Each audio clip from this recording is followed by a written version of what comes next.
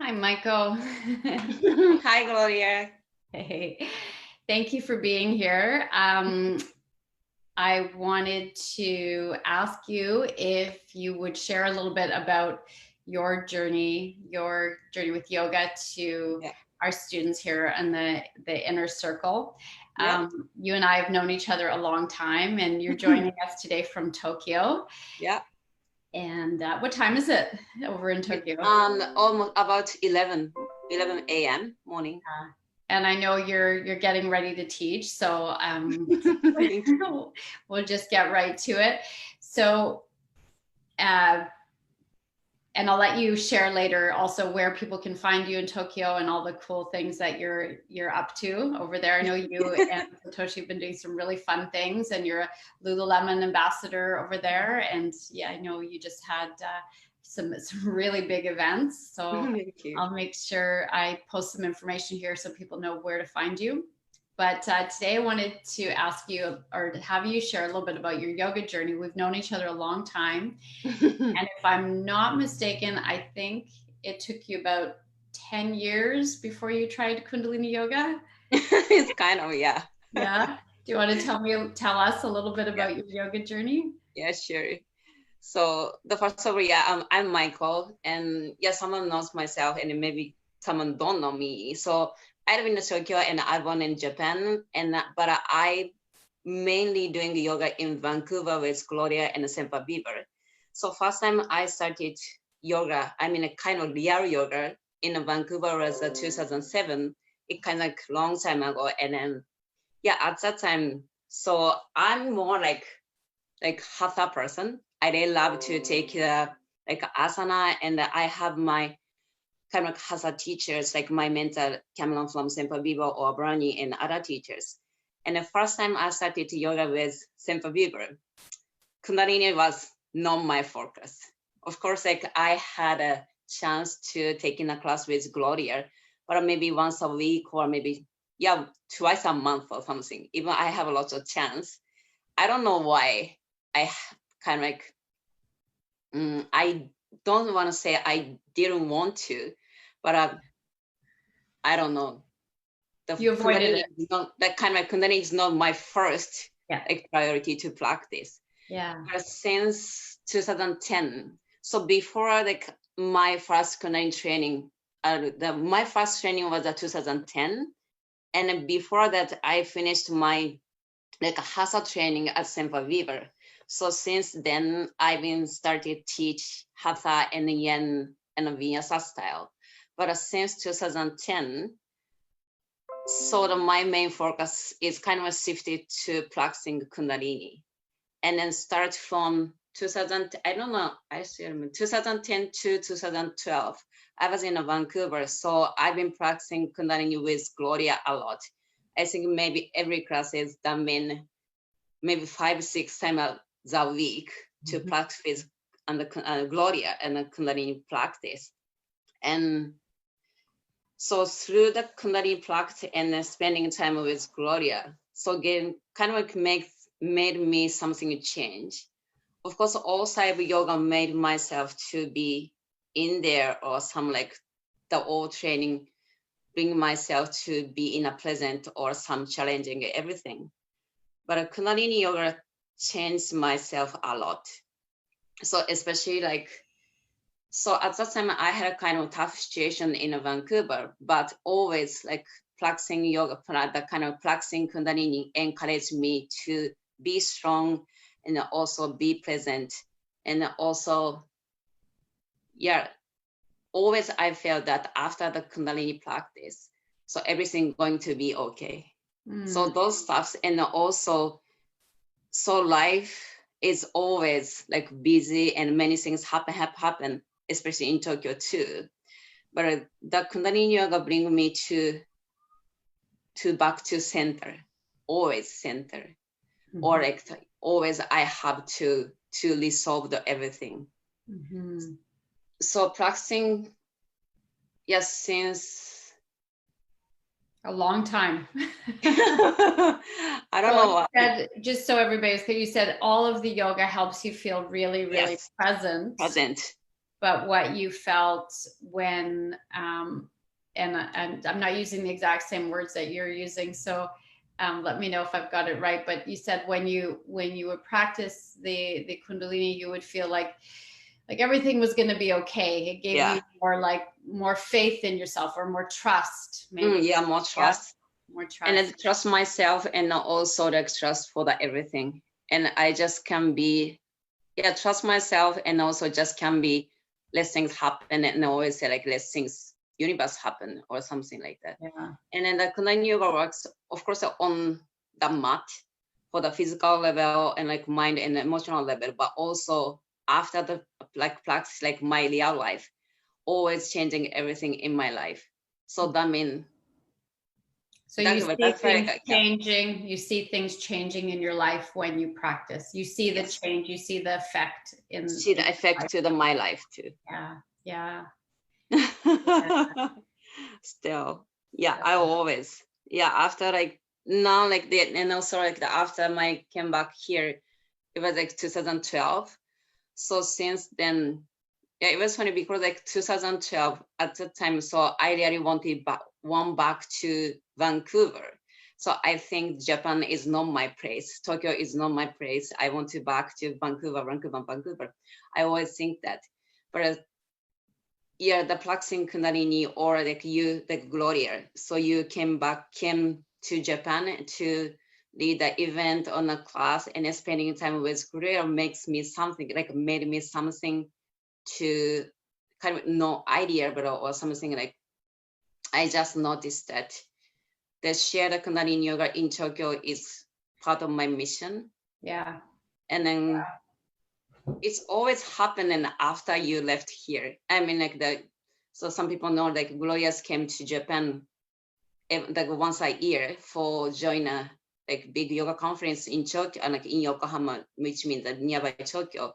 And then so we spent a time a lot, and I could have a chance to practice with you and share that lot of time to get the idea. So how what is important of life with blah blah blah. So and then I was just gonna say to people that might have a bit of a hard time, because I can understand you well. Because maybe you can translate in English. Translate your English to English. No, you're amazing. Your English is a million times better than my Japanese. But essentially, Maiko has had a beautiful journey with yoga. She teaches hatha, she teaches vinyasa, she teaches yin, and something about the Kundalini practice, something about it giving her that sense of trust and faith, and like everything is going to be okay. When you had to go back to Japan, when you got deported to Japan, when it was a really hard time, if I'm understanding correctly, it helped you to get through that really hard time of being back in Tokyo, when then you didn't think you wanted to stay there. Helped you emotionally get through that hard time. And then the longer you were there, you started to realize that there's a reason for you to be there. And I always say it to you when I see you. It's like you are from there, so culturally you understand exactly what people there are going through.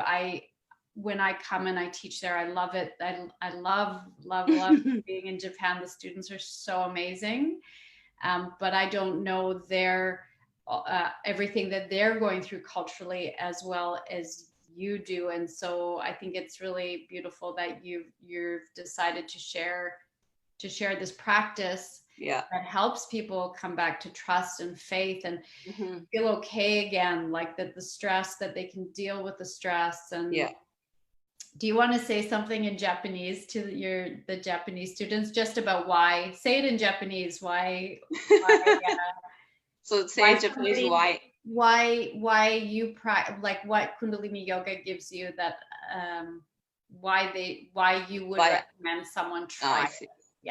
So in Japanese. Say it in Japanese. It's interesting. そう、私、クンダリニヨガを日本語で、進めるのは、そうもちろんなんか他の種類の、私もハタも教えるし、他の種類のヨガも教えるし、どんなヨガもやっぱり自分自身を今っていう瞬間に置いてくれたり、自分自身の本来の自分と近づいていくツールではあるけれども、やっぱりクンダリーニをやると、それ以上に今自分が何をしたいのか、自分になって何が大切なのか、すごく忙しいストレスが多い日常生活の中ででも、しっかりと自分を見つけるとか、自分とつながっていくツールになる。それが他のヨガの種類よりも、クンダリーニの方がすごく早い。でなおかつ、それを私は見つけたし、それをやっぱり日本にいるストレスが多い世界にいるみんなにシェアをしたいと思っています。Yes, done. But I just gonna add, but thank you for that translating in English to English. But yeah, I just want to say that. So as you said, and then as you know, that the Tokyo and Japan is kind of busy, and of course everybody has a stress, like really stressful life, and also, yeah, you saw we are super organized, and everything is tight, and also many people think they have only one way to live. So that means like just since they are kids and then they are like maybe elementary school or something, you have to do this, blah, blah, blah, from their parents or maybe their teachers. So even they have a choice, the many people don't know they have a choice.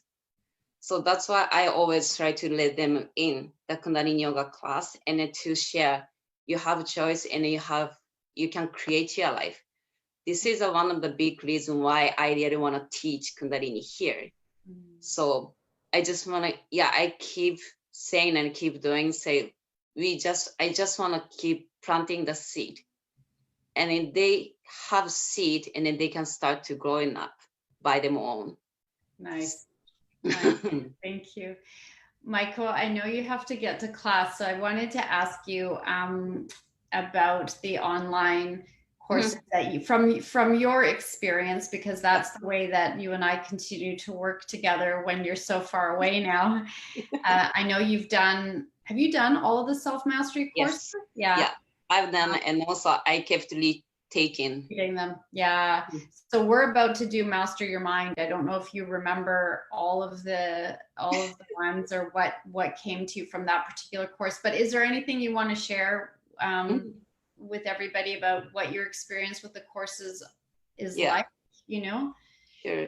So of course, like when I was in Vancouver, so I have lots of chance to taking a class like practicing with Gloria. But of course here, I don't have any chance, or honestly, I don't have my teacher here, the Kundalini teachers. So that's why practicing Kundalini with Gloria is incredible for me to keep myself up, and also, as I said, to center myself. And also it's not only physical practicing, but also all worksheet work really works for me. The worksheet. So, worksheet. Worksheets, yeah. Worksheet. Yeah, before of course we have lots of tools to online videos such as Gaia or some other stuff. Of course your website too, but it is just practice. So physical practice, but the online training, we can work on a worksheet too, to face to myself. So especially before the practice, we do lots of worksheet to face to myself and to sink deeper. So to sink deeper position, it's more works, it's more physical practice worked. Yeah. So basically you were saying how it's different from doing regular classes online, how the online courses are different, or where you benefit the most is because we also do what I call the self-inquiry worksheet. Self-inquiry, So you do a lot of internal work, not just the physical practice. And that's really why the key benefit to you. Yeah, I feel like this is really key benefit. And also, yes, that so it's not only training, but also so regular life, we don't have any time to face to myself. especially like lights down. Even like if I think, I was, or like before, like if I have chat with you and then I have something thoughts or some ideas in my mind, but it's just kept going. But once I started like be in there and focus and to write it down, it's more like clear and more like can see deeper. Got it. So by working on the worksheet, brought more focus and more clarity to the things that you wanted to do to your life. And you see, I think there's a big change in you. Do you see a big change in you? Yes. I really think so. Yeah. Once like I don't have any like wow moment or something, or this kind of moment is a big changing for me. But of course, like through all training and all practice and also 40 days meditation made me big challenge, like big changing. I honestly like told you like before. So I gave up a couple of times for my 40-day meditation, but I don't know why since last year. So I kept doing the meditation. So especially like the tough one. The Darshan chakra. That's just I gave up twice. But I made it. And since, I don't know, since maybe that time, so something had been shifted my life and also my practice and everything. Very cool. I was talking to some students earlier today that we do these 40-day meditations. That's part of the 40-day cycle of transformation. And even though they're in every course, sometimes it takes people 2-3 times to really understand the value of it. And it's not, that's the thing with the 40-day practices or the meditation. You can't understand the value of it until you do it, until you really do it. So. The first time it was just, I have to do this, right? And especially like the beginning of some like 40 days. So before but it kind of shifted to that I just do, or like maybe I want to do. I told the same thing in the valley, but it became the same as like brushing my teeth or something. So you went from feeling like you have to do this to now you want to do this. You want to meditate. I don't think maybe I just don't think I want. I don't want to say it's a habit, but a positive habit, which is exactly what you say. You break the old patterns and you adopt new habits. Anything else you want to share about you? Where can people find you in Tokyo? Yes. So I would normally like and then teaching in the studio in Tokyo, and in the Daikanyama, we call Brighton Studio Daikanyama. So also I have lots of chance to teach and lead that class at the event like music festival or the Lululemon event too. So you can find myself, but it's all Japanese, but maikoyoga.com, or so we have a project, Yoga for Everybody. So you can find me here. Actually, this is inspired by Sempa Weaver, so Yoga for Everybody, the project.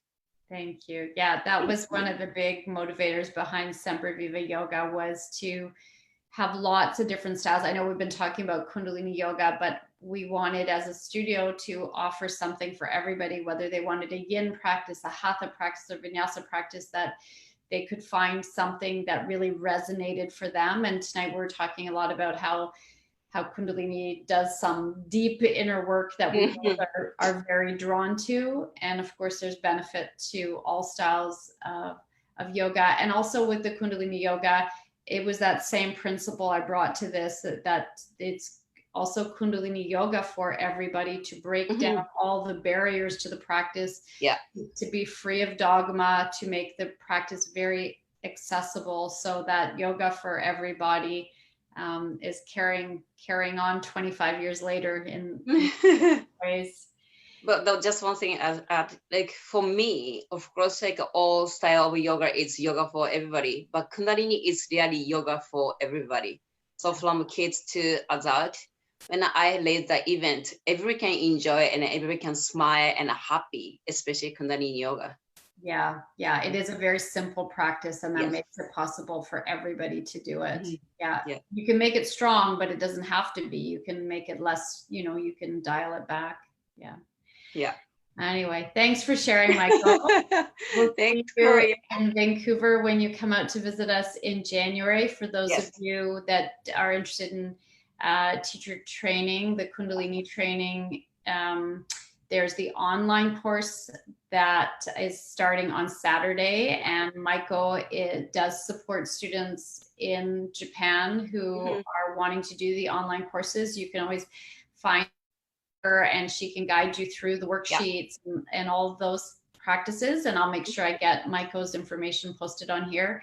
And then also she'll be in Vancouver in January, and she will be facilitating the journey for the Japanese students who are coming out to do the live basics of Kundalini training at Semperviva in January. So she's an amazing teacher in her own right. So do look her up if you're in Tokyo, or come and find her in Semperviva when she's in Vancouver in January. Thanks, Maiko. Thanks, Gloria. Okay. Arigato. Arigato. Mako-san. Thank you. Thank you.